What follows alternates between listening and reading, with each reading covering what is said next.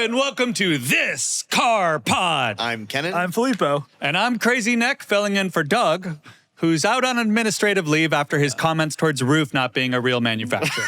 Tragic, sad. True. In all reality, he's enjoying some much-deserved time off from the pod and from the office. So with that all out of the way, let's get to the news. Let's do it. And we start with Ferrari. This car broke the internet this week. This is the Ferrari SC40. It's a one-off car that's being made for a very special client. It's based on the 296, and the whole thing about it is that it's supposed to harken back to the F40. Now, a lot of people are very upset about this. So many questions. Exactly. Now, you look at this car, Filippo, and you think, gee, aren't all F40s red? You would be correct. And you think, don't all F40s have a twin-turbo V8? And you would be correct. And you look at this, and it's like, does this remind you of an F40? In absolutely no way does this look like an F40. But they have said that this car specifically, it is an F40 reimagined. It's an homage to an F40. It's not an F40 out and out. It's not supposed to be like a direct successor to the F40. It's just a one-off car made for a very rich client. I have a big question. Okay, so we made a lot of fun of Lamborghini when they came out with the Countach, which was based, at the very least, on an Aventador. Why is this not based on Ferrari's current top of the lineup? That's a great question. Like the 296 is their not entry level, I guess. But no, it's the other V8 one exists. Exactly. But it's a V6. Yes, but it follows the V8 line. It's supposed to be in that lineage, which has always been kind of their entry level. Now it's more their middle level car. It's not the high end car the F40 was, which was the King of the Halo. They have other cars. They still have the SF90, I think. Why is this not based on an SF90? I don't know. It would be nice. They could have sold one more. Could have written that down as a That is partially my thought process, yeah. They could just rebody some unsold units. No. I'm sitting in Doug's literal chair, and so I hate to hearken his opinion here, but one, as Doug would remind you, anytime a new design comes out, people automatically hate it. Absolutely. It takes time to normalize it. Two, it's actually pretty cool. It does, I know you agree, it doesn't look like the F40. I don't love this like weird headlight connecting to bumper line there. But the rear quarter of it definitely looks F40, the wing. You definitely see it, but it isn't like the Countach where it is just a blatant ripoff of it. Like That they wasn't good evolved either. the styling a little bit. See, I actually think the designer said they wanted to make it a more squared off look, which they definitely achieved, but I think this is a perfect example of why Ferrari doesn't put wings on cars. I think it's very badly executed. I think it looks very awkward, and it doesn't look right. And the 296 is a beautiful, flowing, like, base design. Yeah. So, and there's still, I mean, that rear haunch is still the 296. And so for them to then, like, add, it just looks odd. And the other thing is you say we're going to see this car. We're never going to see this car. We're only going to make one. This is going to sit in a collection. Rich guy's going to bring his friends over and go, look at this. We're going to see it at Car Week every year doing donuts around the quail. I mean, We can hope. One can hope. I like it. I agree with you. It should be red. That is my main critique of it. It doesn't look good in white. I put it in a chat GPT and redid it as red, and I'm like, 1,000 times better. Yeah. I do agree with that. And again, if you're paying homage to the F40, all of them, despite what some people say, they're wrong. All of them left the factory in red. Period. Like that is the factory has said that. That's the truth in this case. And the factory never lies. Well, the fact, especially Ferrari. In that era, well, they wanted to make us. Well, yeah, but that era, don't forget, they said they're going to make 400, made 1,300. And the owners sued them. They were all red. But this car, I don't know. I do think the coolest thing about it, which we don't have a picture of, is and I don't think there are any pictures of, the interior has used Kevlar instead of carbon as like, and Kevlar is pretty cool. It's got like a goldish look to it. I think that'll actually be pretty cool. And I do think it's kind of a cool car. When you get to the point where you can order one-off Ferraris from the company. Yeah, you're doing well. Yeah, I mean, that's pretty real. Like, that's what you dream of being able to do. But nonetheless, of course, exactly to your point. Who do you think the buyer is here? It's not like the Sultan of Brunei, I doubt. I doubt it's Eric Clapton, who's known for it. It's not James Glickenhaus. So, like, who is that billionaire that's commissioning the F40 revivals? It's a great choosing Lee? making bad decisions along the way. Commissioner David Lee? Councilman David Lee? and making poor decisions along the way. Okay, I have a question for you both. Derails us. All right, on Ferrari's website for 2025, I'm excluding the Special Series and the Icona models. Okay. What cars does Ferrari sell in 2025? Okay, so the GT Cilindri. Yeah, that's there. The 296 GTB and then the GTS. Yep. The Persongway. The Persongway, the Amalfi. Well done. There's the You're missing 296, three. like the. Wow, really? What's it's the XX. Are you counting that? Are you not counting that? No. The 296 Speciale and the SF90XX are both in their Special Series. You said I'm missing 3? Incredibly. Missing 3. No. Two of them are the aren't cars real. already named? It's just like this is the Aperta. I'm not including. You're actually missing 4. I'm not including the Spider version one. Okay. Amalfi's the entry level car. Then the 296. Pure Song was a separate one. I can't remember. Because there's no. The SF90 is gone. Remember when it was just like there's a Gallardo and a Murcielago? Yeah, There's I two remember models. when Ferrari maybe famously 3 made the Gallardo and the Murcielago. I should know this, and I'm going to kick myself for that. What are The answer, the Ferrari Roma Spider. Wait, Still they made? still make the Roma in addition to the Amalfi? Just the Spider, apparently. Aren't they phasing out? Because they don't make. I can't. Isn't the Amalfi only a coupe right now? For now, I guess. I can't Okay, explain. that's why. The A49 Testarossa is on their website, as is the Spider. And then the Oh, Electrica is on their website as a model, despite the fact that it just shows a chassis. All right, Yeah, nice. Which is as much a car as it is. But that is what their a car. website says their 2025 lineup is. If Right. you're curious. So they So have of to course, base it off. 2025 lineup, the electrical won't come out till 2026 or 27 if it comes out at all. Also, why not make this based on the Testarossa, which looks similar already? the Testarossa does look very similar. So, to like, this car. what I completely are- forgot about that. Doesn't matter. Ferrari's like Doesn't matter. Hollywood, bringing back reboots and homages. Next story. Well, yes, moving on to the next story. Ooh, Porsche, yes. the Porsche. CEO, so this must be Filippo. Correct. We talked about Porsche a couple weeks ago because there was talks of them. Their prior CEO, Oliver Bloom, was also the CEO of the Volkswagen Group, Right. and there was a lot of concern that he wasn't able to focus on Porsche Right. at a time when they are struggling somehow. They have a new CEO. His name is Michael Leiters. He was at Porsche from like 2000 to 2013. He started out as like the CEO's assistant in like 2003. He was responsible for the Cayenne Hybrid. So that's exciting. Wow. And then he went to McLaren from 2015 to 2017, something like that. And now he's back at Porsche. Wow. He's apparently very pro hybrids in general, which is interesting for Porsche at a time when they Yeah. are maybe Crossroads. struggling with Yeah. with how to electrify their lineup. He was at Ferrari for a little bit. He helped develop the SF90 and the 296. Right, great track record already. And now he's the CEO of Porsche. It's an interesting choice because none of those products are products that like eras of the company that are that successful. Now Ferrari, of course, has been incredibly also- successful. I have to clarify, the 296 is an incredibly successful car. Yeah. The SF90 less so. The SF90 less so. Like and McLaren in those years was doing well by McLaren standards.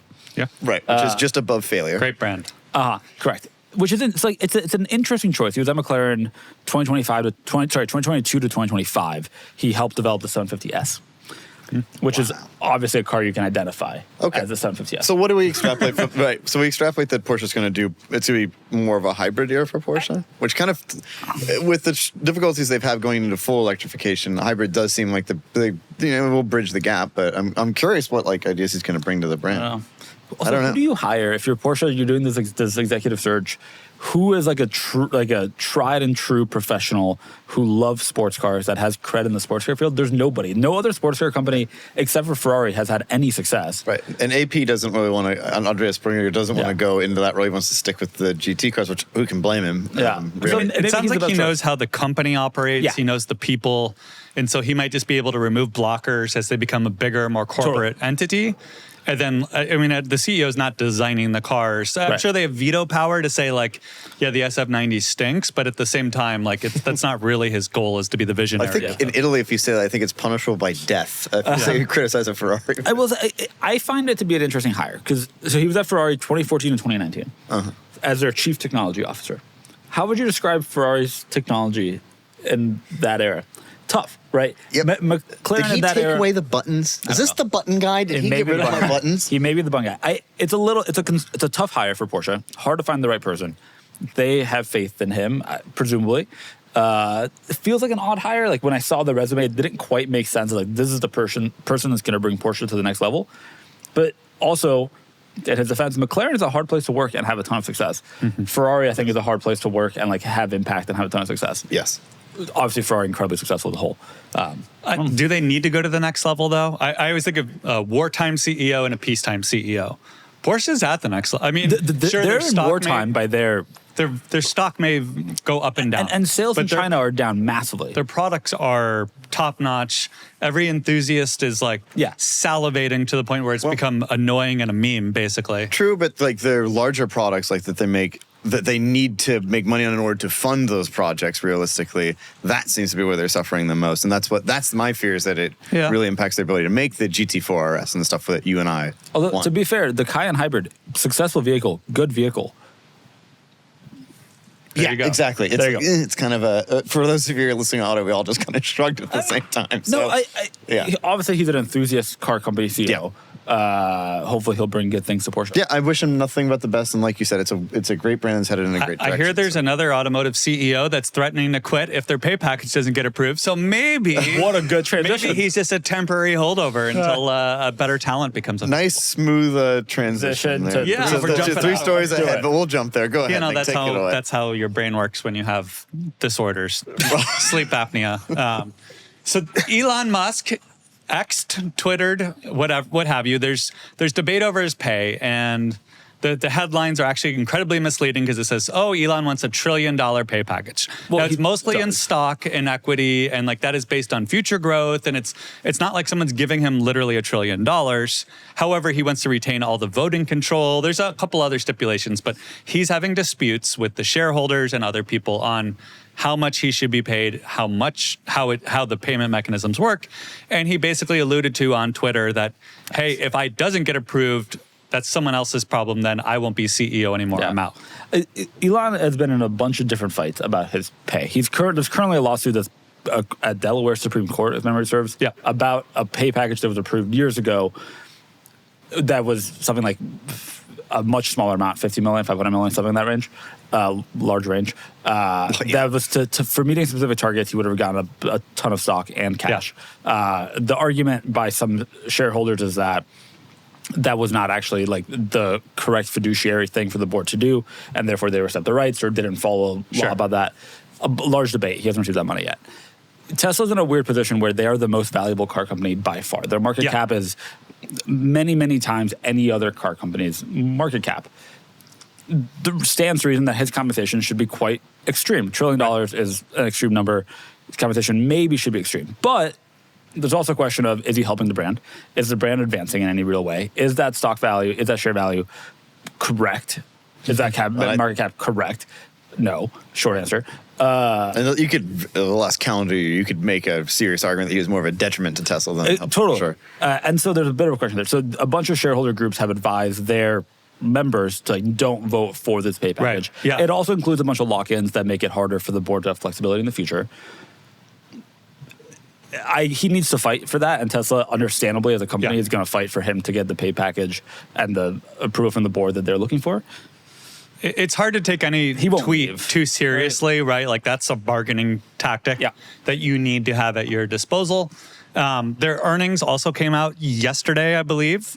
They had a really good quarter, although the analysts basically say, yeah, of course you did. It was the end of subsidies. We'll see how that plays out for you. But interesting times in Tesla. I hate that they're always a news story, but like because they are valued at like more than the other automakers practically combined, it's hard not to talk about Tesla, their business, and sort of their market dominance. Should we also talk about how to pronounce it or nah? No, it's with a Z. Nick also can't say the word Vegas. Like, say Las Vegas for it. Vegas. Yeah, he says Vegas. Fascinating. Vegas. Nick struggles with simple tasks. But that is Elon Musk's current fight. So he currently has a fight about his pay against his board. Well, actually, his board is aligned with him. Against the state of Delaware, sort of. And now maybe another like. Very and here he is public fight pictured with the new Roadster, the Roadster. By the way, there was a news item this week that they will show the Roadster again this year. Yep, and Christmas is coming, and so is GTA. Fool me once, shame on, fool me. Yeah, whatever it is. Can't get fooled again. Yeah, exactly. But that's Tesla. I've been using Delete Me for years now, and let me tell you, I'm still just as grateful for it today as I was the day I signed up. The first time I saw my personal info all over the internet, it was honestly kind of alarming. My full name, old phone number, old addresses, even info about my family, it was just sitting there publicly accessible. And it wasn't on just one site, it was on dozens. I had no idea that kind of data was floating around, let alone how easy it was for anyone to get their hands on it. And listen, as someone who's pretty visible online, I've had to deal with some pretty weird stuff. Random emails, weird messages, people digging a little too deep. That's why privacy is something I take seriously. Delete Me became a core part of how I protect myself and my family. And that's why I always recommend Delete Me. It's been one of the best decisions I've made when it comes to online safety and peace of mind. Delete Me is a subscription service that removes your personal information from hundreds of data broker sites. And here's what I love. You don't have to do anything complicated. You give them your info once, what you want removed, and they go to work. Every few months, they send me a personalized report showing exactly what they found and what they've removed. I've gotten emails like, we found your name, phone number, and address on 38 sites, and we removed it. It's honestly kind of incredible. And they don't stop. This is an ongoing thing. Delete Me keeps monitoring and removing your info so it doesn't just come right back. Over the years, I've watched the amount of my data online shrink more and more. It's like a digital spring cleaning, but someone else is doing all the work. Take control of your data and keep your private life private by signing up for Delete Me, now with a special discount for our viewers.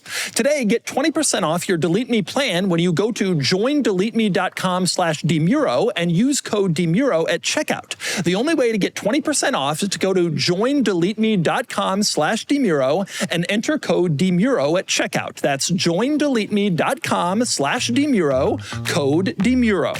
So going back a couple of stories. So something new, altogether new, unrelated Wholly completely. unrelated. Porsche has filed, and back on the Porsche topic, Porsche has filed an application for a patent for a W18 engine. So that's Wow. 3 6-cylinder engines mated together at the crank. But not only that, it's also a tri-turbo, not a bi-turbo like a Mercedes, tri-turbo. So each one also has a turbocharger. Now, I will say that every time there's like auto manufacturers file patents all the time. It's not unusual that they do this. They just want to get ahead on things. But this would be cool. And Porsche actually followed up saying, like, explaining a little bit of their logic of why they're doing this. The plenum system is really interesting about how the air is spit out to all 6 cylinders. So, like, they put some thought into this for some application potentially, it seems. Now, whether or not it ever comes into fruition, we don't really know. But this is a lot of hope. Yeah. And if they make a W18 engine. You know, 911's famously crazy. 6 cylinders. We would not accept a V8. Flat sixes, but Yeah. 6 cylinders is what I said. We would not accept a V8. We would not accept a V12, a V10. except in the Cayenne. No, from a 911. But this is a multiple 6. Well, it could, yeah. I mean, this it's could be. just 3 of the engines. Oh, you're saying it follows in the lineage. It could fit, you know, It could fit. conceptually. This would break the internet on the level that Veyron did. You know, I was Yeah. thinking about this the other day. I went back and watched the Top Gear, like the Veyron race when Jeremy drove it against the plane and raced from Italy to London. Sure. And he said at the end that it was a hollow victory because he will never experience that kind of power again. Yeah. And at the very end, he said, like, no manufacturer will ever make a car like this again. And then, of course, they continued to iterate on the Veyron. Then we got the Chiron. And now a lot of cars have well over 1,000 horsepower. So, like, I don't know. There is hope for this. And I think if you're, to Mate Rimatz's point, like, if you're the type of client who wants the ultimate and you want, if you're going to pay millions of dollars for a car and you want something insane, that is insane. It's cool.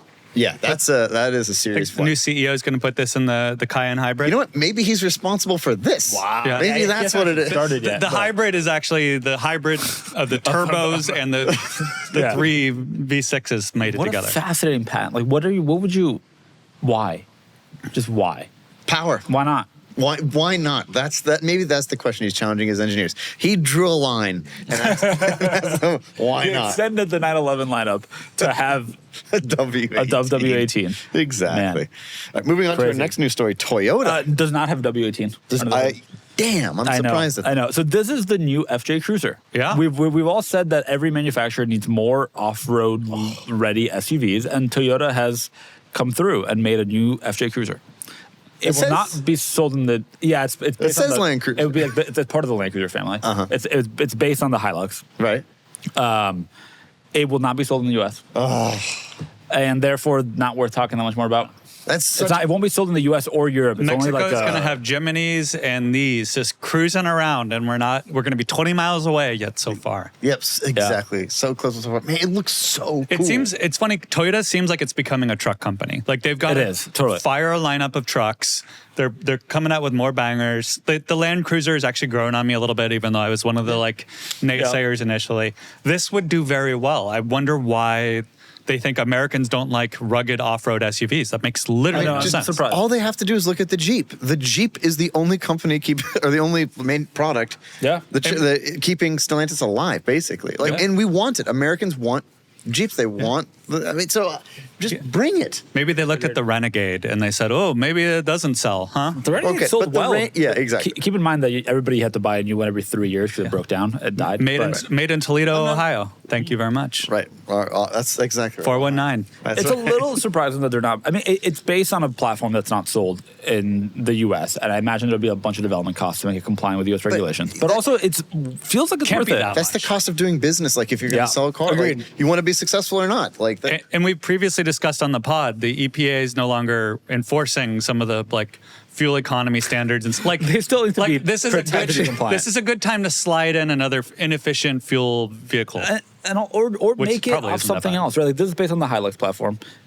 Make something off of why am I blanking on the name of the? There's a platform that every single one of Toyota's crossovers are The based on. RAV4 platform, basically? No, the one that's all the other ones. The Land Cruiser and the 4Runner and the Tacoma, et cetera, are based on. Like, make a shorter version somehow. And it's a shame that they seem to be refusing It to. is a shame because man, is that cool. TNGA, the new generation something. You got there. It is pretty. I rented the old version in Sedona once and took it off roading. It was like a very fun, Yeah. cool vehicle. My in-laws have a first gen one now, and it's not a vehicle that I care about, but it's cool. You sold some of the what was the final editions that look like really good with the TRD wheels. Yeah. They're still got a cult following many years they're later. worth money. Yeah. A low mile, I'm looking what that's called too, is worth real money. That blue. FJ What's Cruise. the Heritage or whatever it's called? But yeah, no, I can't remember what the. But yeah, it's Ultimate, the Trail Team's Ultimate Trail Edition. Team. it's so weird that you would do a throwback Land Cruiser and then not do a throwback one of this right on its heels. Everybody assumes it's coming to the U.S. Shame that it's not. Well, hopefully Toyota listens to us. Listen to the Toyota Goat and the Toyota B, which are right up there. Yes. They want it to come Good to the United callback. States. Yeah, exactly. Thank you for those who've been listening for a long time. All right, next news story. Moving on from something that looks like it's driving around in rare earth materials. We're talking about actual rare rare earth materials. All right. Are you familiar with China? Yes. Heard of it once or twice. You've heard of it once. It's in okay. Asia. It's in Asia. China, Great food. the vast majority of rare earths that are mined are in China. 70% of global rare earth mining happens in China. Rare earth mining connected to cars in a bunch of ways. It's obviously important for electric cars and batteries, but it's also important for a lot of things you might not expect.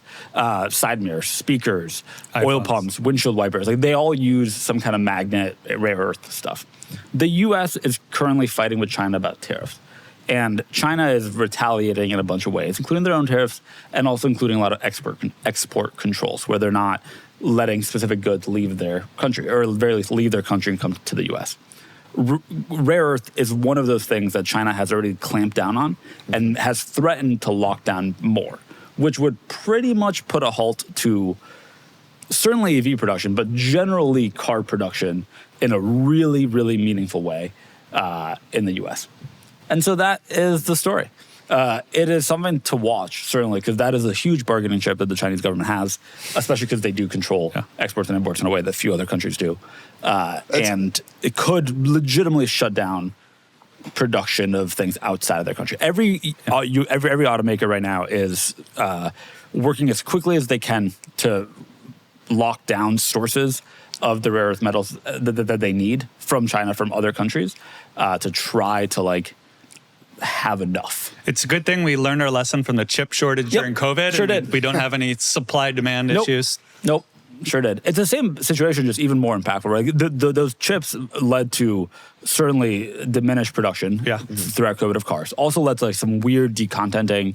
GM famously removed heated seats from all their cars. Oh, yeah. Because Yeah. they couldn't get the chips for that. This would be that, but much, much more impactful to actually important parts This of the car. is the perfect storm for Jaguar, who has a year's supply of cars ready to go. We're just going to get new cars on the road that brings some diversity. They're all going to be Jags from 2 years ago. W18s with 3 turbos. They need a lot of chips for this. Was that- You're going to start seeing a lot of cars with their door mirrors removed and mounted on other cars, Yeah. strip off the metal. That's the European dream. If that were option cost, you wouldn't just check that box. As a kid, our car did not have a passenger door mirror. That's crazy. It's like the 70s. It's the perfect storm. This was the 2000. The car was a 1998. I know, but it's yeah. like the 70s. It was optional.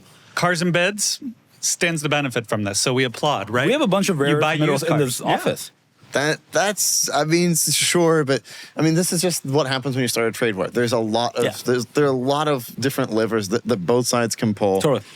Boy, I hope this gets straightened Speaking out, of though. rare That's earth a metals, dangerous one. I was at a fundraiser for the local fire department over the weekend. Sure. They had an E39 that was on like work wheels that they used to catch on fire as training exercises. Well, and it was no. silver, titanium silver. And I'm like, I wonder if there's any parts, like their door handles look pretty nice. I'm like, I wonder if I could pull one off for you. But No. Rancho Santa Fe Fire Station number 2 has an E39 that they use for training. A lot of rare earth minerals. I that you can will grab. also note those light on fire by themselves, which is perfect Yeah. for They, training. Yeah. they do not. They're not fire hazards. Well, if you have an E39 M5 PSA, make sure to replace your brake lines. Those are the ones by the ABS module. Those can rupture right by the headers, and that causes a fire. I had a You friend like lose an M5 cars that way. catch on fire easy. The 355, the E39. The 355 was particularly known for it, but the E39, it is an unfortunate thing. I've had that done, so I am not worried about fire in my Kevin's car. car will not light on fire. My car is well maintained. Moving on to the next news story. Wow, Waymo. My favorite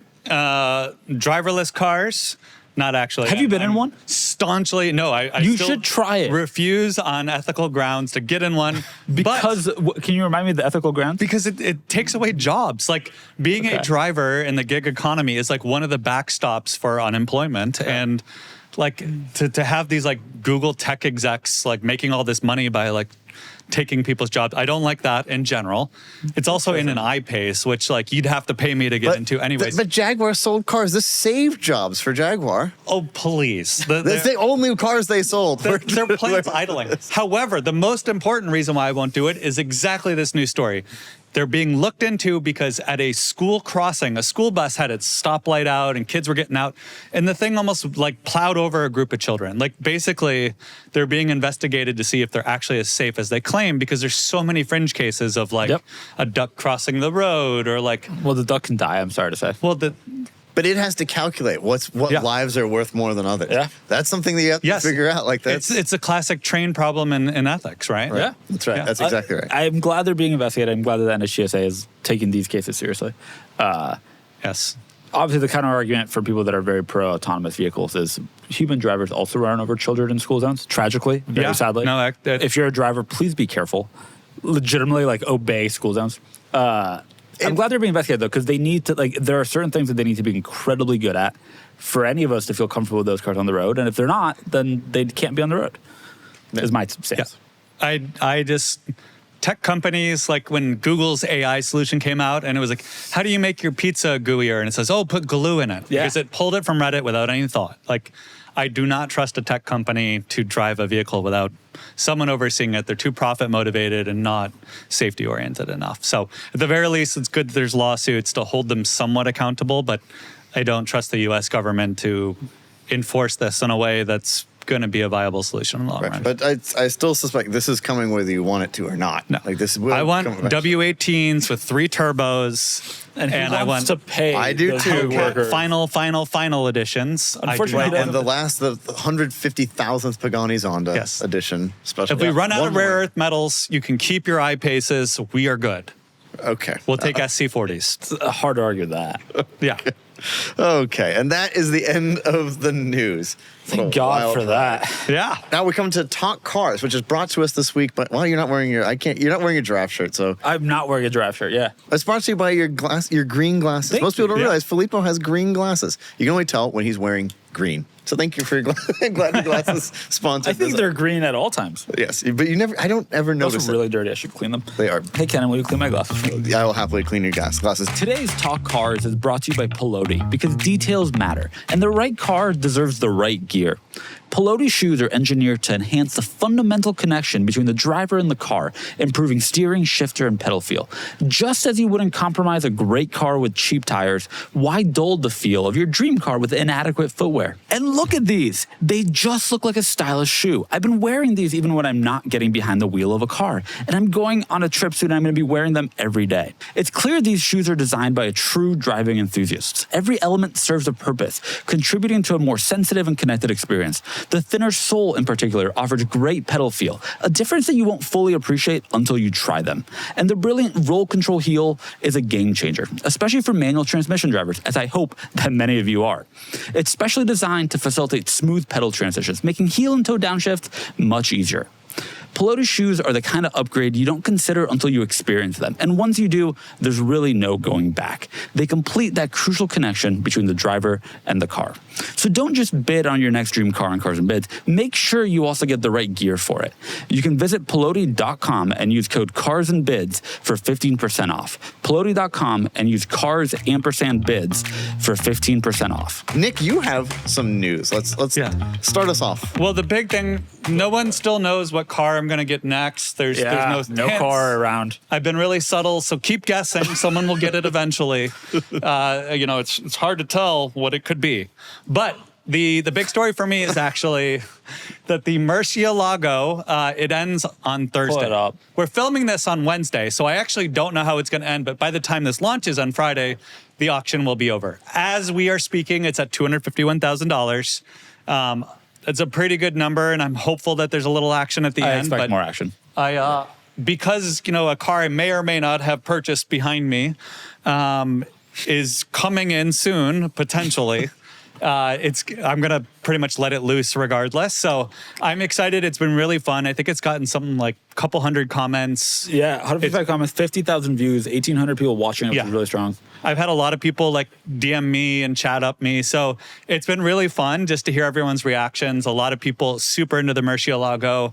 The feedback is still iffy on if the SLR was the right choice, but I'm having fun. Don't tell people. Well, yeah, I mean the hypothetical unnamed car made by maybe Mercedes or maybe McLaren. We don't know. They don't know either. Well, I think I speak for us all. I say I am definitely going to miss your Mercy. Yeah. It was wild to have one in our lives, Yeah. and you're very generous in letting us all drive it. I've never driven it, but that's on me. Not on Yeah, you. that actually, you drove it briefly on and off a truck, I but did that drive it definitely on a doesn't truck. count. I parked it on a transporter that's- and then unparked with it on a E-gear. transporter. Yes. That was the only First time. gear and E-gear Only is- time I've been in it was going up a ramp Yeah. in a tight, confined spot. Just the worst. Behind a Carrera GT. That's it. All the internet net swingers typically only drive it about that far, then come up with the conclusion of, the E-gear is You know terrible. what? So, The E-gear was fine.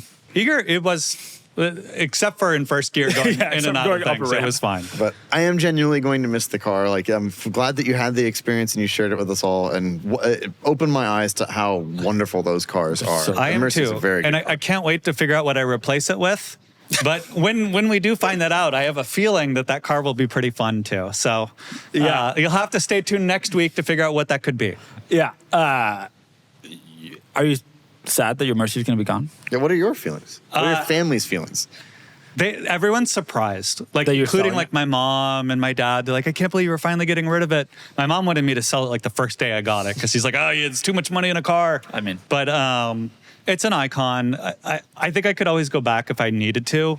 The only lingering fear is like they're on the upswing. So financially, it's like, okay, maybe it would have made sense to hold on to it longer, but I'm ready for a new experience. I think it's fine. I think whenever someone is done with a car, whether it's going to be worth more in 5 years, it's just not worth it to you to hold it that long. Yeah. So when you're done with it emotionally, you've done everything you want to do with it, it is then time to move it on. Now that said, and to my point, I'm not done with my car, although I am looking very much for the second car out of the stable, and I will buy one soon. But like I think that you just reached the end of the journey with that particular car, and like you said, to your point, you could go back to it again if you wanted to. Well, as Haggerty points out to me every time I add a new car to the policy, and I'm up to 6 cars on the policy, they go, we looked at Google Earth and you have a 2-car garage and our requirement is that they're parked inside. And so every time that conversation gets a little trickier, but they're, as you can see in this back they're here. We'll help. They're in a garage. We'll support this insanity. But the Murcielago was such a good car, like fairly uneventful other than a starter motor.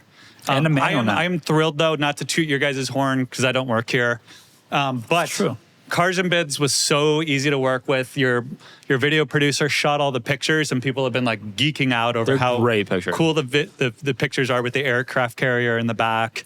The comments have been really good, and 251 with 24 hours to go. It's a good number. I would say if this car were eager and not converted, this is Top of well the over what Yeah. it would be worth as an automatic. Like Yeah. maybe a dealer might list a car like this for 250, but they're taking 220. Clearly, there is a reward to the manual swap. Yeah.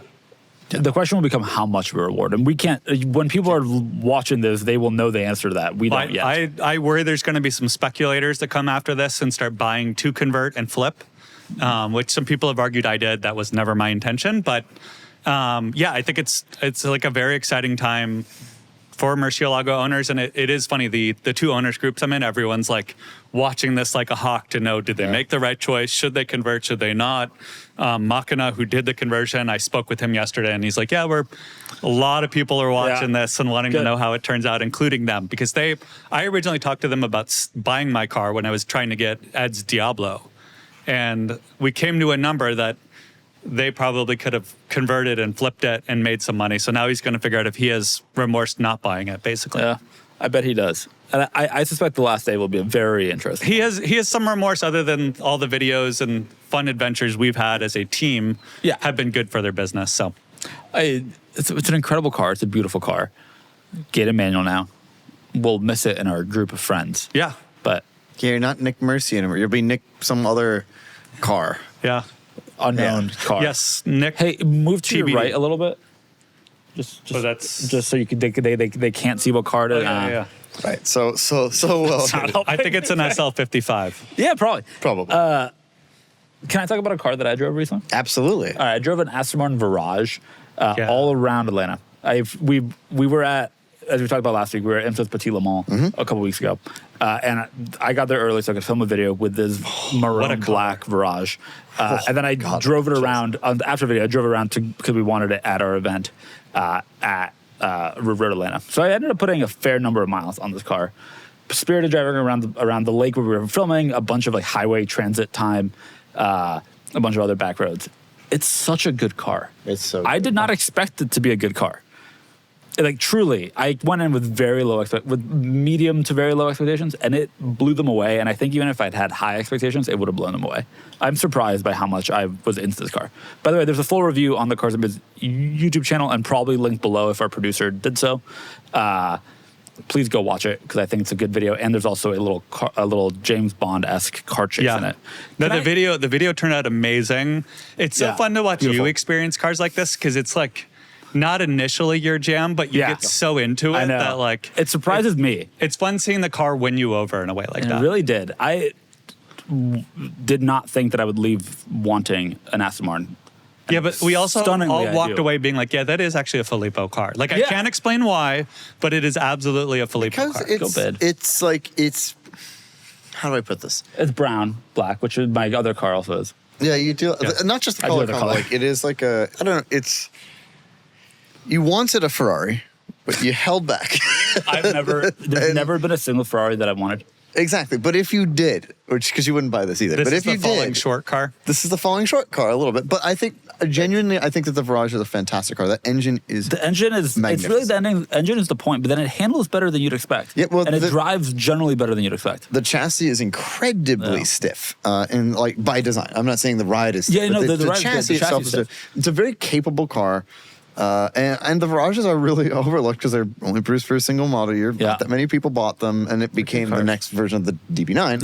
Yep. In essence, but they are really great. I got to ride around with you in it a little bit, and it's just that it's better than you think. think. Makes, so nice. Can I tell one story about the video? So there's a little James Bond-esque scene in the video because our producer Sean, there were three cars. I'm gonna go give a very behind the scenes story here. All right, I'm gonna give a very behind the scenes little glimpse into shooting a car in the video. We were filming around lake roads. We had this car, our camera guy who works on our team, Sandon, had his E34 535i. Yep. And then we had a Honda Civic rental car. That was a great car, Honda Civic hatchback. Sean, our producer, was behind us in the Civic. It was like, I think that I can get a great shot of like the two cars kind of chasing each other through some back roads. It'll feel very James Bond-esque. Yeah. Mount a camera to the front of the Civic.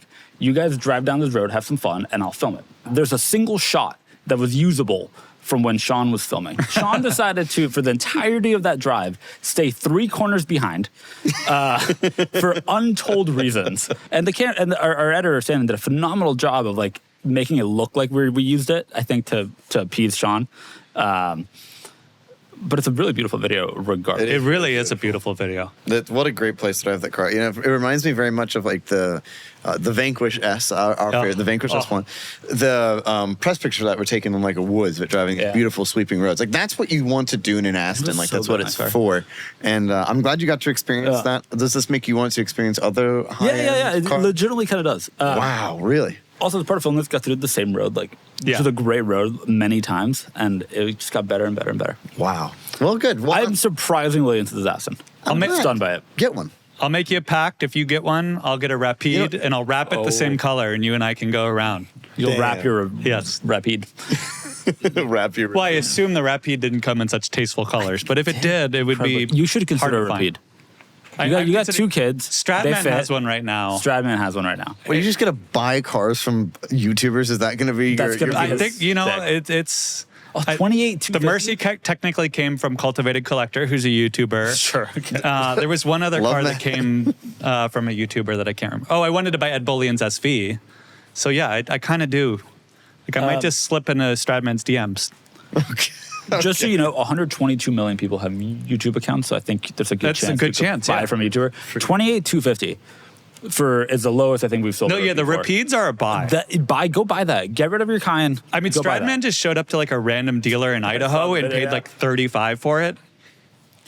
And they were thrilled. Yeah, they were Yeah. thrilled to get rid of it. Go buy that. This is They're perfect for a dealership to have for like 2 months as a magnet to get people it in. really is. And then they realize no one actually wants to buy it. It just test drives and like random cold calls. This is what, small dealers in the Midwest buy this when they see it at like one of the auctions and at Mannheim. And then they have it on their lot and it's like, man, and the owner of the dealer drives it and then realizes it's a problem. Yep.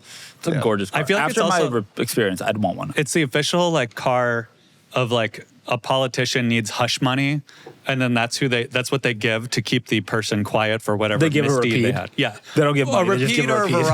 Virage, like a used one that looks like it's all the money, but really it was only like $35K of campaign contributions. Like that's the ultimate. I would hush money love car. for a commenter to explain to me what Nick is saying. I I need to get somebody else. It's the second time he's to explain it to mentioned me. politicians and hush money. Is there something you want to tell us?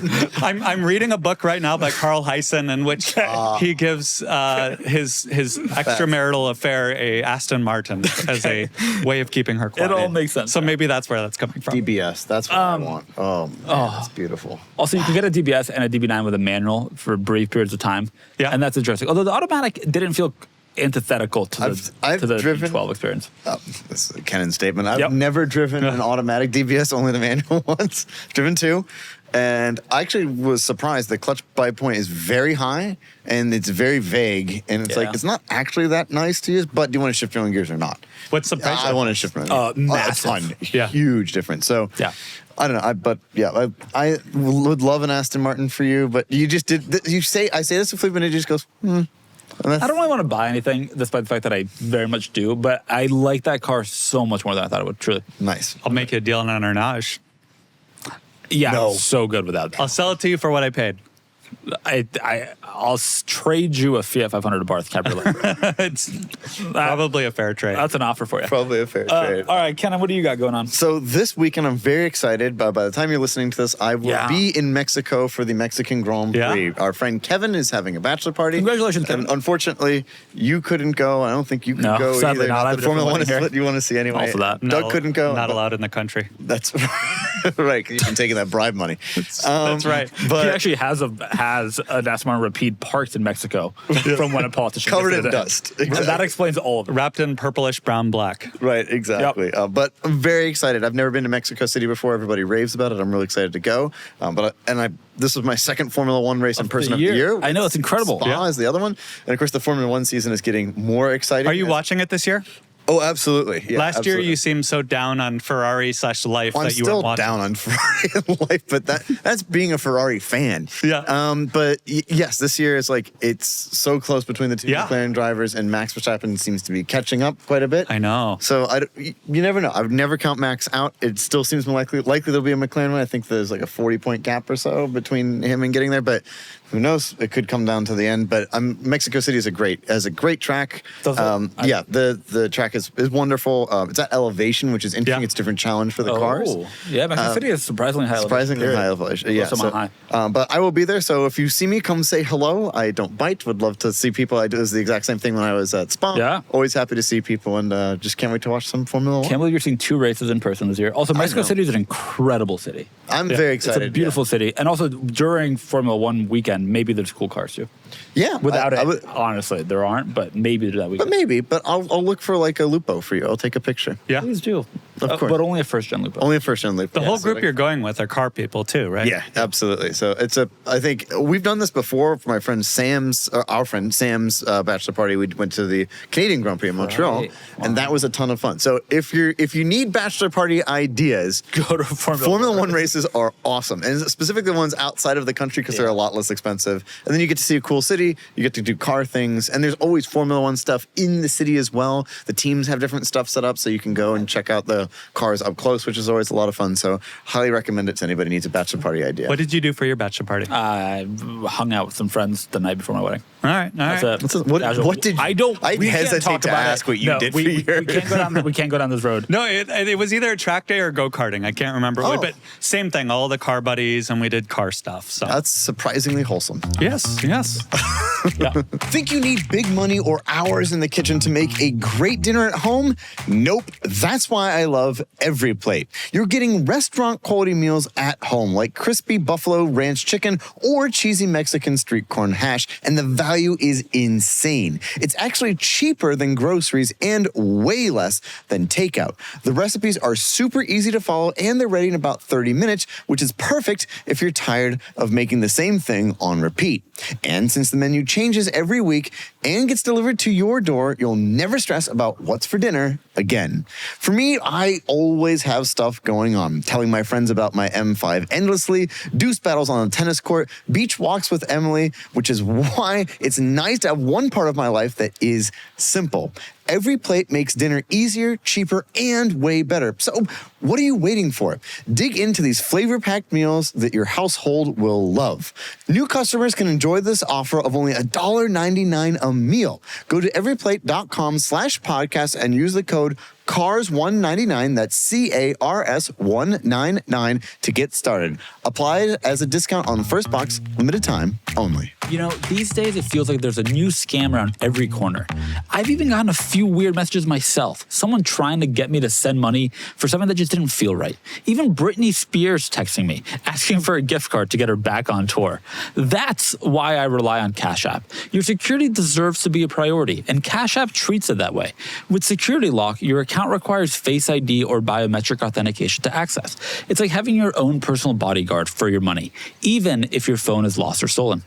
Plus, if you're about to send money to someone new and Cash App notices that something seems off, it'll warn you before the money goes through, giving you a chance to double check and avoid a mistake. I wouldn't want to pay the wrong Kennan. Behind the scenes, your account balance is protected with 24/7 fraud monitoring, so you can spend and send money with confidence. I use this, and you should too. It's called peace of mind in your pocket. And for a limited time, new Cash App customers can earn $10 if they use code SECURE10 in their profile at sign up, and send $5 to a friend within 14 days. Terms apply. Cash App is a financial services platform, not a bank. Banking services provided by Cash App's bank partners. Prepaid debit cards issued by Sun Bank, member FDIC. Discounts and promotion provided by Cash App, a Block Inc. brand. Visit cashapp.com/legal/podcast for full disclosures. All right, I want to talk about one more car-related thing. Yes. Which is a few months ago, I talked about the fact that, courtesy of Expel, I have Expel Tint on my car. Oh, yeah. Right, On the I forgot Volkswagen about GTI. And it's like UV blocking. And I keep driving around in cars that get hot inside. And then I go home and my car doesn't. And that's really nice. So I do recommend it. You know, it's What's something that because like Because I keep driving other people's cars, or like rental cars, because I've traveled a ton recently. Yeah.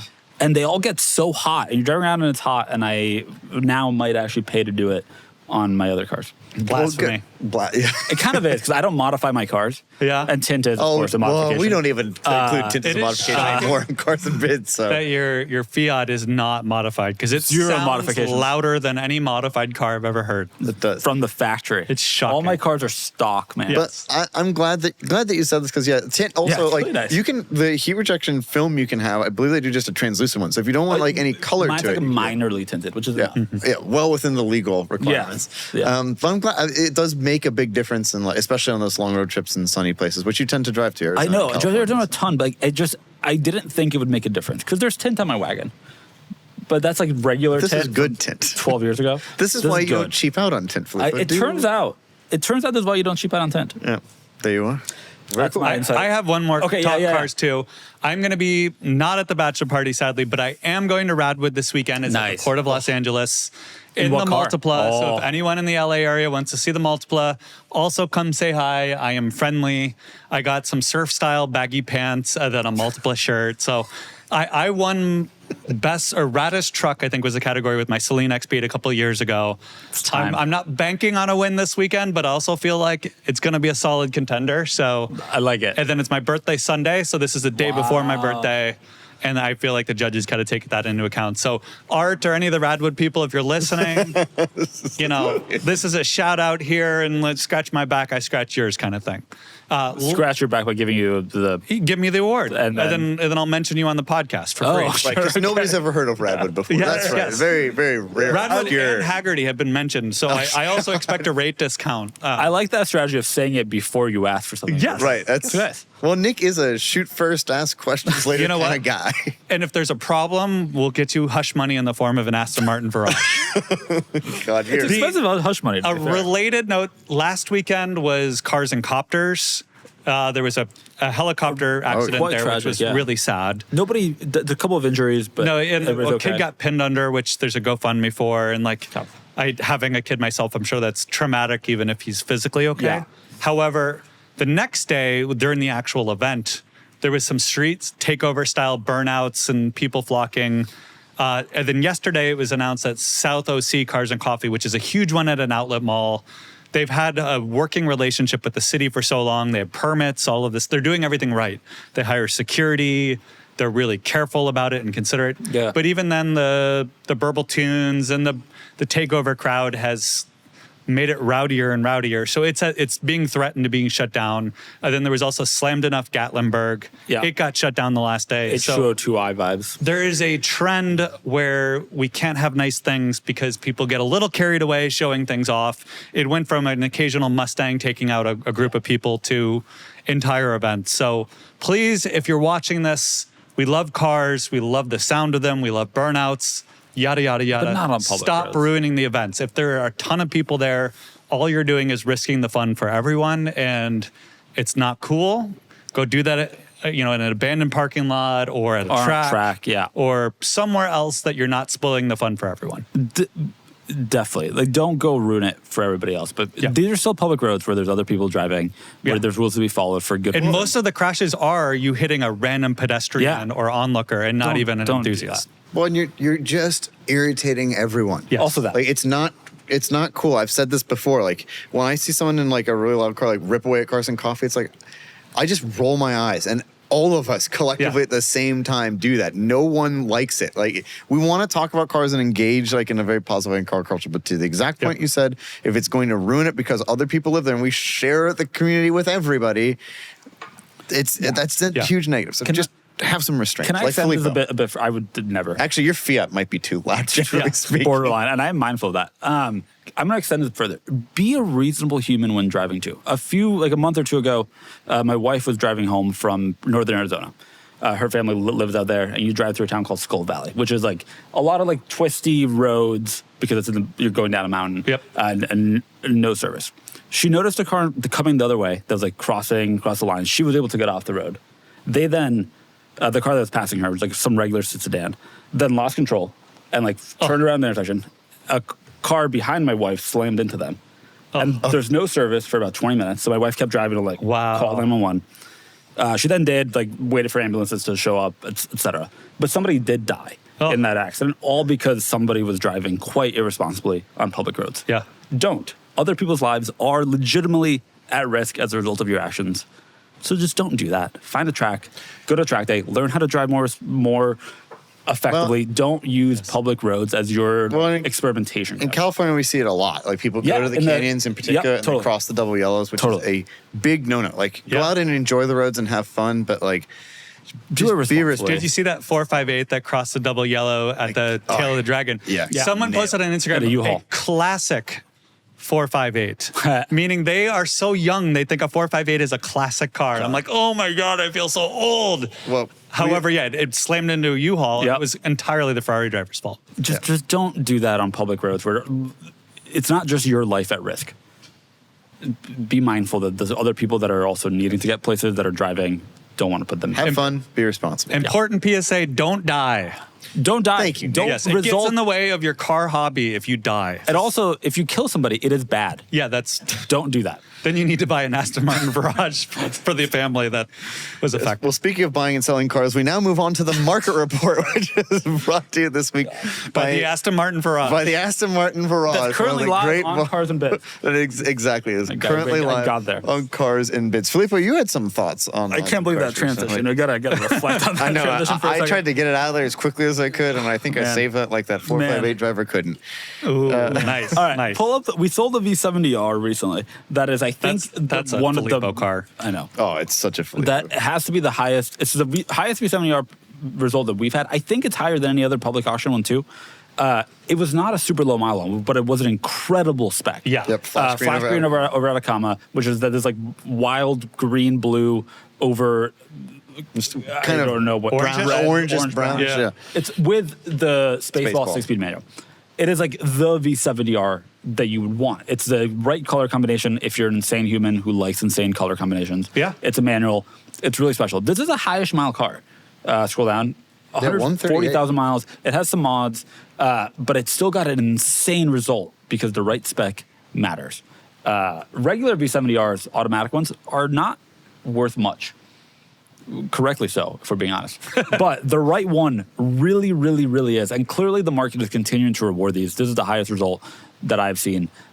Clearly there's still a lot of interest in these cars, and these, I think, will continue to appreciate. Imagine, seeing this is one where you take a picture, you send it to the whole group. 100. I would get out of unanimous. Everyone either thumbs up or hearts it. That is. I would get out of my car to check if that was, I would stop in traffic, get out of my car to check if it's a 6-speed. Do you think the guy who sold this, they're Michelin Pilot Sport 4S tires, it looks like on this thing. Do you think when he put this on, he's like, oh, these are so expensive, those cars aren't worth much, and was rewarded? I'll be honest. I think he knew. Okay, I think this is a car, it is a if you know car. But I wouldn't imagine many of these are in non-enthusiast hands at this point in time. No. Especially in that color, because a normie would not want that color. The Spaceball's so cool. You ever driven a Spaceball? No. Car? I haven't either. I'd love to. I've driven a bunch of V70, no V70Rs. Oh, I'd love. Well, we have to find. We got to find a video on because it's so you. If we had a flash screen over at Atacama V70R in this office, it would be the best day of my life. I'll see if I can make that happen. Sorry to my wife and her wedding I was day. going to say that's exactly. We'll see if we can make that. It went for more than a repeat. Yeah. And honestly, I'd rather have this than a repeat. Yeah. And that says a lot because I do now all of a sudden kind of want to repeat in case I ever need to bribe. Right. somebody. Yeah. I don't think this will get you out of political turmoil as effectively. No. But it would for me if I create political turmoil for a politician. And they need to give me a car. This is not a bad choice. When I think of you, turmoil is the word that comes to mind. I know. Also, I can't be bribed. So right, that's right. You couldn't bribe him with a cookie if you wanted to. He won't accept it. He will accept lettuce though. He does like that. So actually, that's how he gets you. Different kind of green. all right, move on to the Viper. Filippo can't be bribed, and that expel read there was absolutely not compensated for, right? No, only an expel Tint, and I legitimately am enjoying it. Yeah. I wanted to talk about this car. So we sold a Dodge Viper ACR Extreme recently. Now Vipers have been kind of a weird spot recently. Like we had this GTS that was bid to the $85,500, which felt a little That's low, a deal. honestly. Which is a deal. Yeah, I did not realize that there's not that many fifth gens. Not that many fifth gens. And most of the ones that we sell are really like quite nice, or like the Spider TA, the Viper TA, the Track Attack, or the ACR. Like that is interesting. But yes, I thought that GTS result was interesting. But this. underscores how high the Viper goes. I don't think people fully understand that like the later edition ACRs like are $300,000+ cars. I mean, it's more than your Mercy. For that, I mean, it's pretty impressive. Now, of course, it was the end of the line for the Viper. We don't know what the Mercy's going to sell for. Currently, it's more than your Mercy. I'm hoping for that number, but I'm not getting my hopes up too much. I will say this is the highest ACR Extreme result that I've seen. Yeah, Sorry, same. there was one higher one, but it had 386 miles. Same. Now, of course, this does relate to the color. This is Striker Purple, which is a really color's amazing. incredible looking purple. And it was a one-owner car, 8,000 miles, that sort of stuff. But I had kind of forgotten how expensive these cars are. They are very highly sought after, which again further underscores how much of a value like the third gen is to me. Like we sold a friend of Cars and Bids, Steve. We sold his Viper for 50 grand, which I felt was a very strong result for a third gen. But even so, like I still think this is very cool. I'm happy that the fifth gens are worth so much, especially the ACRs. If you're looking for value, I really think the third gen, like really, really, really consider it. That purple one too, I have to say, anytime someone posts a garage like that, you just kind of like, you know it was kept well. This is a deal, you're to buying be from clear. a reasonable person, but like, look, that garage is incredible. I know you clean epoxy on the ground. They're actually a storage facility, just so you know. People a store, who helps their clients sell cars. There was one, legitimately, this is one of the highest ACR sales. I did see one that was more, but that had under 500 miles. When I was clearly I'm glad the fifth gen, that's an insane car. Yeah. Just plainly an insane car. I'm glad people are appreciating it. Totally. And using it. There's nothing like it. We very likely will not see a car like this again. 8.4 liter NA V10. Largest engine put in a car since World War II. But an automobile, like a car, not like a... Is that real, or are you making that up? No, that's true. Wow. The largest displacement engine put in a car since the Second World War. Wow. What happened in World War II? All right. Well, Well, I mean, with regard to engines. You know what, Nick, open a book. I just got a bad leg cramp. Yep. God, you really are about to turn 41. Hey, don't out my age. All right, can we talk about one more car? When we launched our merch store, we quickly realized that running an online merch business isn't easy, despite the fact that we have a fully custom auction marketplace. There are logos, products, photos, inventory, shipping. It can feel like a full-time job just keeping track of everything on our merch store. That's why we use Shopify. It makes managing our store simple and stress-free. Shopify powers millions of businesses worldwide, from big names like Mattel and Gymshark to creators just getting started. With hundreds of ready-to-use templates, it's easy to build a store that looks exactly like your brand. Shopify even has AI tools to help with writing product descriptions, page headlines, and even enhancing photos, so you can focus on what matters, creating and selling. Plus, you can launch email and social campaigns as easily as if you had a full marketing team behind you. And behind the scenes, Shopify helps with everything from inventory to international shipping to returns. It's like having a commerce expert on your side. If you're ready to sell, you're ready for Shopify. Sign up for your $1 per month trial today at shopify.com/cars. That's shopify.com/cars. Can we talk about the RS4 Avant that we have left? Oh, yeah. Yes, that's on my list. I know, I'm with you on it. Deep Talk about Nick it. vehicle. Frothing. Oh, B7 RS4. Now, this famously, the RS4 Avant was not sold for the North American market. It was sold in Europe and other parts of the world, but not here.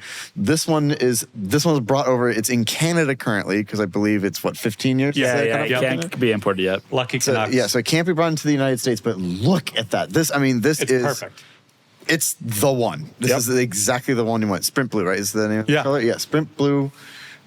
The wagon. This is just so cool. Man, when these are importable, you really should consider. I'm considering converting one because I want it so badly. Yeah. I also just kind of wonder, like, could you find the right day at a DMV where they just don't really know? I'm not advocating for this No, because it's it is illegal, but you It is, but like, absolutely could get this feels like a victimless crime you could get away with, or get someone an Aston Martin Virage if you get caught. There is no doubt you could get this titled. It would not be here legally. The feds could impound it at literally any moment and take it from you. I want to be very clear. You should not do this. Right, Nobody should do on this. the most listened to automotive podcast on the internet. You should not do this. Do I think you could get away with it? Yeah, of course. I think you probably could. For some amount of time, you could. Now, don't do it, please. Now, for a bunch of reasons. There are other things you could do. You could buy this in another country and register there, and you can bring it in for a certain period of time. It's a year or 2 years. I don't remember exactly what it is. Tourist But visa thing, it then but does it have doesn't really to apply. leave. Yeah, it has to go back. It has to leave. You could in theory. And but- people have been doing this with R34s and such before where they're legally importable, but it'd be a lot of work. A But lot of work. Or just build one. or you They're could start a buildable. museum. What's stopping us from making this a museum? A lot. Wow. That's an interesting Oh. question. We could become the next Lane Motor Museum. Yeah. No, they have the best. They The have San the Diego best Automotive cars. Museum is like walking distance from here. So like, let's partner up, collab. That's true. I do know the curator over there. Yeah. Regardless, such a cool car. Also, the only mods, thankfully, are KW coilovers, which is an acceptable mod on that car. The DRC is known to leak a little bit. The dynamic ride control Yeah. you get is the magnetic ride. So, And a head unit, which is a reasonable one. Like, this is Very reasonable. the one. Sprint blue interior. there's been a few Manual that I've seen come for VA sale in so cool. Canada. Obviously, Yeah. even getting it to Canada with 15 years, it's technically legal, but it's not a common thing to do. No. And a lot of the ones you do see end up getting pretty modified by like Yeah. hardcore Audi VW people. So it is nice to see worst one people. unmolested in the right spec. I was in Toronto a couple of weeks ago for a wedding, and I spent the entire time looking for Yeah. rare JDM cars that had been imported there that aren't legal for us yet. I saw none. I'm not surprised. There were a lot of cars that were only sold that were not sold in the U.S. but were sold in Canada, but those don't count. I'm not surprised. It's funny. I'm in like a bunch of RS4 groups, and there'll be people in like the UK and in Europe that are just parting them out for Yeah. like minor accidents because it's like a $15,000 Right. car over there. Also- and then we're all like, "Oh my gosh, I would like become a museum and pay off a politician to have this car here." It's crazy. If you buy, obviously you can't for another. This needs to be 25, right? Yeah. Okay, you Yeah, we can't got for a- another 8 years, but 32, I think, is. Yep, 2032. yeah, I guess we're 2025. And then depending on the month, Regardless. it's the whole thing. You can't for another 6 years. Once you do, I will buy an RS4 convertible to match it. What? All right. The all right. RS4 Cabriolet of this generation is the rarest RS4. That's I right. understand this. You're not getting one of them. I would. By Oh, then, you they'll be would. like four grand. We've sold a couple hours. They have held their value. Yeah, which is shocking because it's They're not. the rarest RS4. It's the rarest and also least desirable. But They're the rarest RS4. Why did they build this? Go back to the one before that sold for $43,000. this was remember the A4 The had one a before was convertible, over a there, two-door yeah. convertible as well. Like Look it at was just that. a thing they were doing. That's a $43,000 car, apparently. yeah. Well, this one was. A lot of them have like no miles because the sedans were used as dailies. The The convertibles were like you lived somewhere with inclement weather and like you wanted to extend your summer car a little bit into the Yeah, fall and spring, all-wheel but drive. like it Oh, really such a wasn't cool like car. a daily. 6-speed manual, all-wheel drive, V8. Yeah. It is cool. We saw one at Road Atlanta. It was. I haven't seen one in years, but it was. That is a very cool car. But we have to move it on. We have to move it on to questions. Questions. All right. Questions. I'm going to take the questions. I'm going to read out the All right, questions. Filippo's going to read the questions, but if you want to ask us a question, you go to the community tab. There'll be a post under this car pod. You click there, and you can ask questions that Filippo, Nick, Doug, Yeah. our producer Sean, any of us, we will Yeah. answer them. And we have a lot of good I questions want this to be week. really transparent. Normally, Doug selects the questions. He's gone this week. So our producer has selected a subset of questions. And he has boy. added a note next to one that says, you must do this Is in it all a- caps. is it about Alfa So we're going to Romeo? find out. We're going to find out. It's about All right. the tip frog. From Cardi Cards, rank your top 5 cars from the Fast and the Furious franchise. Rank Okay. your top 5 cars from the Fast and the Furious franchise. The Lightning, the Ford SVT Lightning. Yeah, that's there. a great one. Put that up there. The Fiero that goes to space. That happens, I think. I'm putting One the of three. them. I'm putting the Super and the 355 together as a pair. Yeah. Agreed. Deserve to be on there. The GLI you'll choose. The Jetta GLI. It is an icon. Is it a GLI or is it not a generation that had a GLI? It's a Mark IV Jetta. I don't know Right. what trim. Yeah. Suzuki's S2000. The Okay. the R34 No, I don't that think so. Paul actually owned. The 3000 GT VR4 that I think is in the second one. Yeah. Isn't there a 3000 GT VR4 convertible in the second one? I feel like there was. The Charger from the I've only Rio de seen the Janeiro first thing. I've only seen Yeah. the first one, so I can't really speak All right. to the second. I think we've succeeded at There's this. some, we're just naming all the cars. We're though. naming all the cars, You're yeah. supposed to rank them, I believe, or pick I the think top I need 5. to do some preparation. Can you? The I don't have Supra a is- list. How come the It's such Lycan's not on your list? The what? The Lycan. What? It was a car with a lot of angles. I remember think the in Lycan? Dubai it like jumped over a vehicle. Oh, that car. The Yeah. one that flew out of a building At to another Bullion, building. for whatever reason, had one at one point that was like a. Wasn't it a shell or something? Did it? It didn't run. You guys saw this scene, right? It drove out of a building. Yeah, and- and to another building. Into another building. As you do. These are all real things. Everything that we've said is a real thing. If you don't know the franchise, these are Yeah. all real things that happen. The franchise has gotten exponentially worse each episode, but Yeah. sales have also gotten exponentially higher. So Yeah. perhaps I'm an outlier there. Yeah. There's also was it 2 or 3 that it was the Evo and then the Eclipse? Yeah, that was And 2. It was like the bad Eclipse. Like It was that so was bad. a tough But the one. Evo was good. There was a There was Celine a Viper. There was a 3rd gen Viper in the second movie. The Celine S281 Hollywood edition that got crushed by 2 SUV or semi trucks at the beginning. Nice. There's been a lot of good cars. There have been. I have seen all of the movies incredibly. Wow. We went. My wife and I went through a thing of watching all of them over the course of like 6 months or a year, but only the first 3 stick in my mind, and the fifth one I consider to be maybe the best one. They steal a safe out of a police department in Brazil. It's pretty good, but then again, people Pretty did good steal scene. some There's stuff also, from the Louvre this week, so that was a little more. There's also a Volkswagen Touareg in that one, and that's a pretty good car. Yeah, I don't know why I haven't watched them. You haven't seen any of them? This is the first one, You need to watch the second, the third, the fifth, second, the third, the fifth. and then the seventh because the car drives out of a building to another building. When Paul passed, he drives a white Supra as the roads depart. I cried in that literally in the theater, but like that. With the Charlie Supra Puth has song. definitely got to be With number song. one. I think the Supra has to be number Yeah. one. If you're gonna pick, I know this doesn't really answer the question, but you're gonna pick one. I think the Supra. It's Supra and the legend. Skyline because it really brought the import tuner culture It did. to the mainstream. It Totally. really did. Supra and Skylines are popular because of that movie. Influential wise, I do agree the Mark IV Jetta is like oddly recognizable. Frankie Muniz bought it famously. Really? After and Do you had know it. he's a race car driver now? Yeah. Oh yeah. In NASCAR, right? Or In maybe something? Sprint. I think the Sprint Cup Series. Yeah. Funny enough, speaking of bachelor parties, my wife was at a bachelorette party in Arizona. He was dining there with his crew, and he paid for the entire party's meal. Wow. Just like no barely eye contact. Like he said, "Congratulations, I bought your," and it was like 15 girls, like all eating dinner at some fancy restaurant. By the way, it was a Mark What an III Jetta. obscure Mark III. Thank story. you. Yeah, yeah. So he's like a real good guy. I can't believe you had the wrong generation for a Volkswagen Audi product. I'm more of an Audi guy. Filippo, it happens. Sometimes people make mistakes. It's okay. No, Give us another question. Yeah, Filippo. can I give you a different one? Yeah, absolutely. Next question from Dubber Duck. I know that most of you are married. Nick and I are. Kennan is maybe proposing soon. If you were hypothetically single, which cars would be a serious red flag if they were owned by a potential partner? Also, if you were giving advice to a female friend looking for a partner, what cars that a car guy might own would be red flags? Man, cars that someone owned were a red flag. I think for me, there's a lot of cars that are bad cars that people might own. They're not necessarily red flags because they may have made sense at that time. Now, if they modified cars in like a horrible way that I don't like, that would be a bit of a red flag. BZ4X. No, that's not a red flag. I would question their responsibility. I would question their decision making. I would question a lot of things. So it's like it's a red flag. Good point. Yeah. Yep. Isn't that what that means? If you just like buy a bad Thank car you for when you defining had red better flag. options, that's a little bit of a red flag about your ability to be a responsible human. Right. What other? There's a lot of cars that I would tell if a female friend was starting to date somebody that would be like, Any Nissan "Are product, you sure?" basically. Like, No, any Well, there's some good Nissans. any modified M4. Yeah. Slam. You know what? But see, then someone is kind of interested in cars. I don't think Nope, we would agree any on a lot modified of things, but I M4. think like A 4 Series, fine.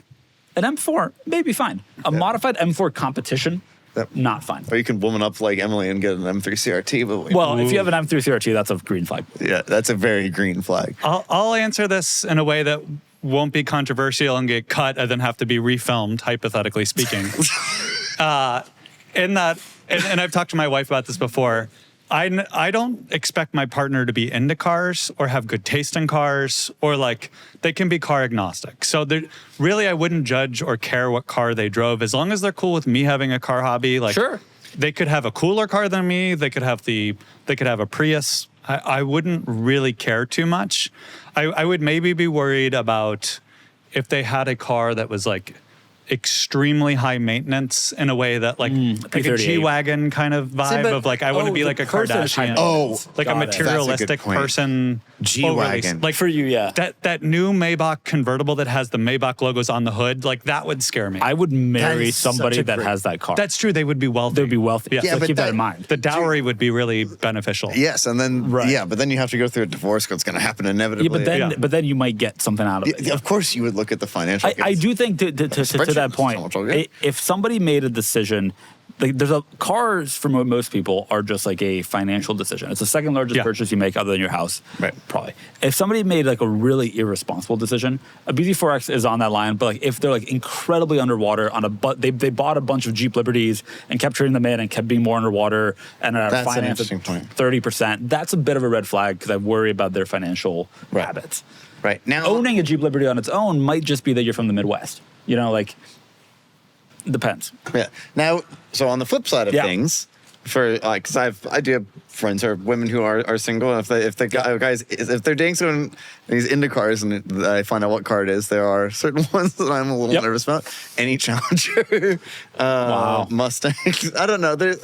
I don't know. Camaros. Like Camaros are kind of a red flag car to me. I stand by M4 comps that are modded. M4 comp is actually a pretty Yeah. good baseline. That's a pretty good one. Anything that I will say, if like he's interested in cars, and I ask him a question about cars, and the guy doesn't know anything, like you can tell when someone doesn't actually know anything about cars. That to me is more of a red If flag. you fake badged or up badged your Oh, car, up red badge. flag. good up badging, A drift charm hanging from your rear tow hook, red flag. Missing your front tow hook cover, Red flag. hypothetically, red flag. red flag. Yeah, Yep. like fall out and can be easily Mismatched replaced. hubcaps. Yeah. Yes. Oh, that's For a car that has hubcaps, Mismatched and what you're tires. doing. Oh, sure. That just kind of indicates that you're not attentive to you're a detail. lack of detail person, and I don't have any tolerance for that. All of my single friends that drive Ferrari Except for me. 360s are a little questionable, but that's specific to me, I think. That might be specific to you, yeah. I don't know. I think something in there like that, yeah, speaks to either their materialism or Yeah. like you can extrapolate something more on If their you've personality. wrapped your It's negative. car gold or chrome, Of wrap. in or general. like any kind of like bass boat level finish. Unless it's really good. You been to Arizona? Also, if you have a bass boat, that's maybe a pro. Yeah. We love all cars, and that is factoring Well- in here. Like, it's a little bit more about like, what does that say about your No, decision? I don't love all cars. And I don't. Not everybody loves all cars. That's just a fact. You hate expensive cars. I don't particularly like inexpensive cars. Oh, that's an interesting point. If you drive a Huracan, if your friend is just like meeting somebody that drives like a Huracan, well, as long as he's not like owns Chase Comas, I think we're okay. McLaren, he's not, McLarens and otherwise Huracans are all right. I don't know. Ultimately it comes down more to the person themselves, less about the car that they drive, or it should. Yeah. A dually, I think is a good sign. You've been It's a to good Texas? sign. land. It's a good sign. Yeah, I think it's a great. They can haul things. Yup. What about like a Carolina squat? That bad sign. Yeah. That's a bad sign. Bad sign. All right, moving on to a question from Bear at the Control 7. You just heisted priceless jewels from a major European museum, which has maybe happened this week. What are you picking as your getaway car? Oh, Because you need it to be quick, maneuverable, but also maybe discreet. you want it to be discreet. Definitely, you want it to blend in. I mean, in this country, it'd be a Tesla of some kind. There are a gazillion Model That- 3s. That's a great point because they fly under the radar. They're silent. They're fast. Yes. And in Southern California, nobody pays attention to a Model 3. You can get lost. I mean, a white Model 3 because they are everywhere. It's not bad. Except you don't- yeah. Isn't this the plot of the Italian Job? It's no, a lot of they- every. It's Ocean's 13. Yeah. The Italian Job, they were stealing money from a guy's house. And those are minis. He, for what it's worth, had an Aston Martin V12. I guess it was Ocean's 12. They stole the Fabergé egg, I think. never seen that Almost a really similar plot line to reality. But in Europe, Yeah. what would we choose? Some kind of small hatchback. It's France, it's Paris. Everybody drives small hatchbacks. I'd say a Waymo because it can't narc on you. But it can. There's cameras on the inside. There's cameras on the outside. It won't go around emergency If you're going to pick vehicles. the What do worst you one, mean? that is the worst. Nick's getting caught is what's going to happen. What if you hypothetically stole a priceless jewel and sold it? What would you buy? What would Be be really the hard, sign? though. Because the question at the end of the Italian Job, excellent movie by the way, is what do you like? Original or the remake? The remake. Both good. Original also good. They drive around Fiat's test track on top of a building. How Yeah. can you not love it? Yeah. The question like, what do you spend that money on? What would be the telltale sign that you stole a ton of money? You already owned a Mercy, but it's just for some people the telltale sign. He'd own another one. What's the? It would definitely be all cars. It'd be all cars. Like, He'd have what a is Vey. the one car that you would Oh, yeah. Think of that. Vey? Vey is probably for Interesting. me. It'd be an F50, of course, but like I think Interesting. that the Vey is probably the one for him. But not that I would steal a priceless Interesting. item of return to the people of France where it belongs. I would, of course, just invest it responsibly. Your investment portfolio would be Well done. wild. The IRS would be looking at you All right. The second question from Bear the Control 7. Which automaker that currently doesn't offer any enthusiast-oriented models do you think is best positioned to launch one? There's not many left, is there? Who doesn't make a performance car that should? Toyota makes a Supra. What is Honda doesn't make the S2000 They make anymore. the Civic Type R, though. I'll say Mitsubishi had a great history of making very high performance, very cool cars. Yeah, they were killing it in the 90s and early 2000s, and it is all gone now. What do they make these days? I'm really excited for the Eclipse Cross. They need a whole new car. VR4. I'll go for when turbocharging became more popular and we were losing the naturally aspirated engines, and that was the way things were skewed. I mean, this was like early 2010s, late noughts. I really felt that that was the time that if Buick wanted to bring back a Grand National, they should have, and it would have been cool. Buick is a good answer to this, although they only make SUVs now. They only make SUVs now, but if the Grand National is so damn cool, and they only they weren't a performance focused company, but if they were going to do one, to bring back the Grand National, that'd be cool, or bring back the Evo. Yeah, I do think it's Honda, to your point, does make the Civic Type R, and that's an enthusiast car, but that's the only one I can think of that Honda makes. And I think that every other automaker, every premium automaker certainly, has realized that you can make a lot of money by selling like M Sport or AMG, whatever they call those. Or S Line or whatever. Yeah. Why hasn't Honda remade sporty-ish products? Like they would sell well with an Accord Sporty, with a CRV. Honda respects the purity. They don't need to do an ST, They respect the purity. Even Toyota, we talked about this a few months ago, now has the next generation RAV4 has a GR model that has a suspension tube by GR. First drives were out today. I'm incredibly sad that I wasn't in Phoenix reviewing it, that I wanted to. Yeah. Legitimately, I've had a fight today. No. Pull it up. The RAV4 GR. I don't. Okay. Even they're making their compact SUV, which is a plug-in hybrid, 320 something horsepower. They're making a sporty version of it that is apparently quite decent. Yeah, why isn't Honda making anything sporty? You are talking about something we all bemoan. I don't want that. Sick of seeing M badges. Go into a BMW dealership. Find me a BMW that does not have an M badge on it. They all have it, even if they're not M cars. It's very annoying. The Alpina. BX7, XP7. I'll bet there's an M badge somewhere. But it's just, I don't like this personally because in my opinion, get the special car. Honestly, it takes time. Get a used one, something like that if you want it. Just save and get the special car. That's kind of my view on it. I hate when companies water down these special brands.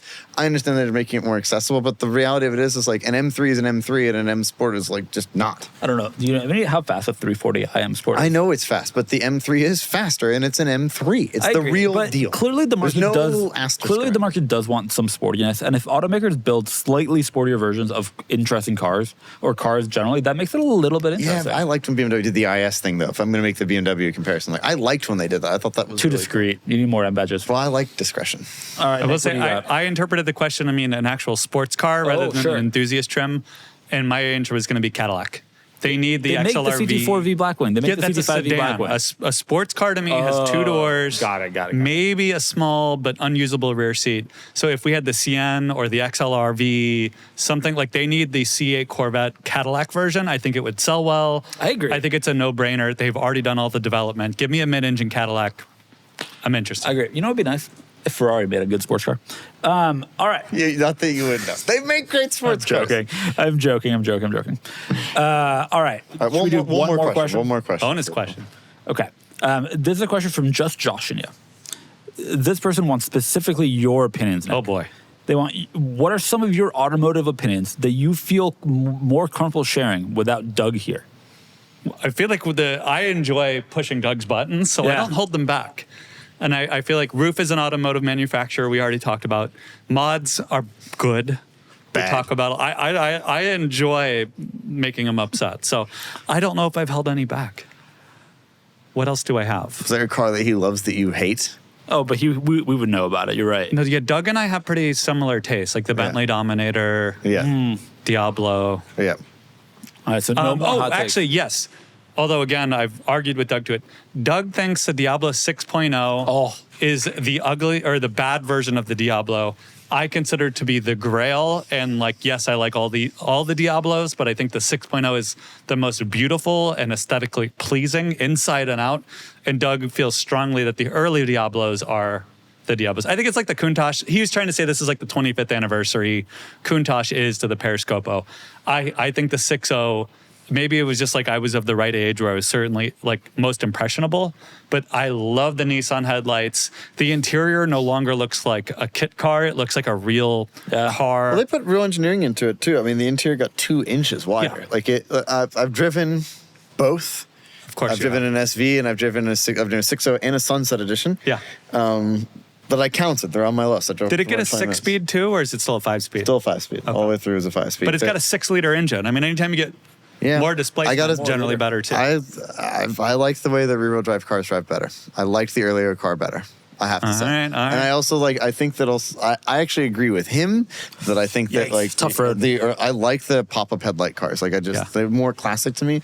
But I understand why you like this because it's a transition between this and the Mercy. And this is what you remember when you were that age and like the internet was something you started seeing cars like this and like this one is cemented in your memory. It's for that so reason. legit. And it is.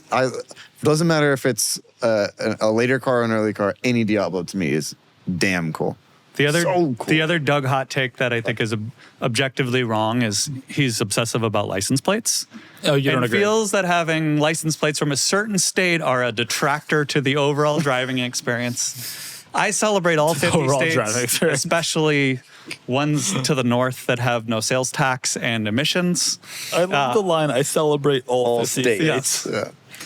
He doesn't know where they are, but he Yes. celebrates them. No, I know where Montana's next to Wyoming. Yeah. Yep. And If we were talking about Montana, which maybe we are, maybe we aren't. of course, Much next like week, we don't know what car I'm going to get next, we don't know where I'm going to register it. of course, next week you will get to hear more of Nick's opinions. I will be gone for the next 3 weeks, incredibly, which I'm very sad wow. about. But you will instead, in my place, get Nick, and you'll get Nick and Doug together. So that's going to be a. Do I have to take on your I'll be your fine. takes? Yes, you do actually. Okay. Well, Filippo, You must talk about CEOs. You must talk about EVs. I will invest wisely. Thank you. and if someone suggests an exciting car to you, you go, I don't know. That's what you have to. That's the Filippo way. In the meantime, make sure to check out my Aston Martin Virage video. Make sure to also check out Nick's channel, youtube.com/Nick Rashawn. Yeah. and thank you for watching. What is this? This is the what? This is the best podcast we've ever done. Best one. Kennan said it. Yep. Thank you for watching. We'll talk to you next time. Goodbye. Goodbye.